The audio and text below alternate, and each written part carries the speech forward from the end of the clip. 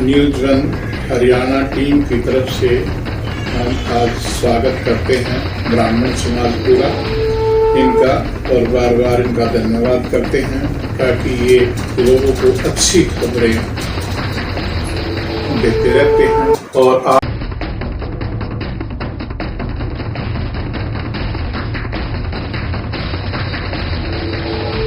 आज ग्रहण के बारे में ये जानने के इच्छुक हैं।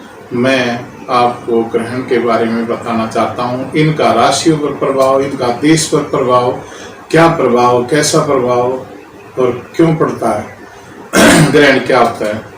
ये जो ग्रहण लगता है उसमें राशियों का क्या प्रभाव। नंबर एक तो सबसे बड़ी बात तो मैं ये बताना चाहता हूँ कि ग्रहण जिस देश में लगता है उस ग्रहण का प्रभाव उसी देश में होता है। जैसे हमारे देश में अभी 3 ग्रहण मीडिया वाले बता रहे हैं, जबकि मैं रवि जी को ये बताना चाहता हूँ कि वो इस हमारे देश में 3 ग्रहण नहीं है महीने में।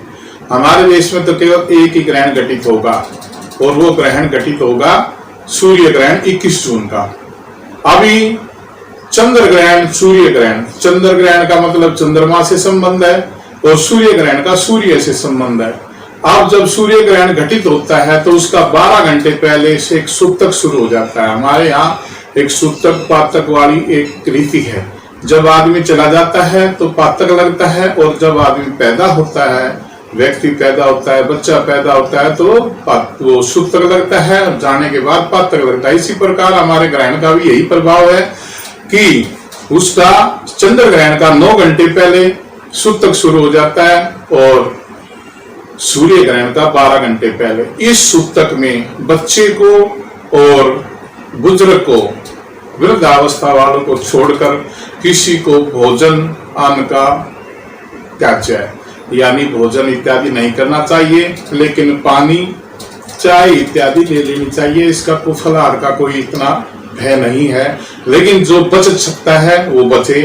और इसमें भजन का इतना प्रभाव होता है, जैसे हम घर में बैठकर एक माला करते हैं, ओम नमः शिवाय की, या ओम नमो भगवते वासुदेवाय, या राम राम,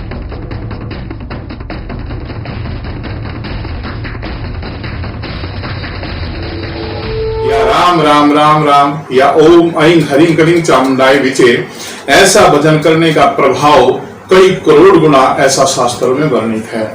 कई करोड़ गुना में उसका भजन का प्रभाव मिलता है। और जो ग्रहण का जो निश्चित समय है, जैसे 21 जून वाला ग्रहण है, उसका रात के 10 बजे सूतक शुरू हो जाएगा, और वो सुबह 12 घंटे बाद ठीक 10:45 पे हमारे यहाँ, यानी कि कहीं कैसा कहीं कैसा कहीं कैसा, जैसे कलकत्ता, मुंबई, अलग अलग जगहों पर अलग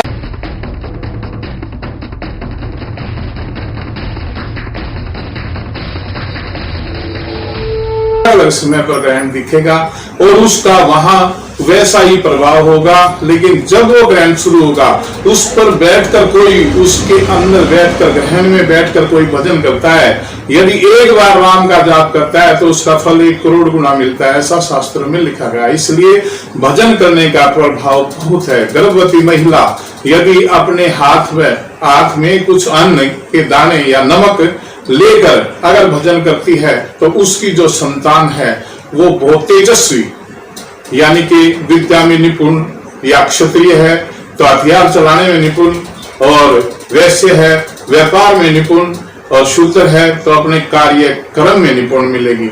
और यदि वह ऐसा नहीं करती है तो उसका कहीं से होठ कट जाता है, कहीं से कुछ हो जाता है, तो वो इस प्रकार का जन्म होता है। इसलिए ग्रहण के अंदर पूर्णतया बैठकर हर व्यक्ति ने भजन करना चाहिए।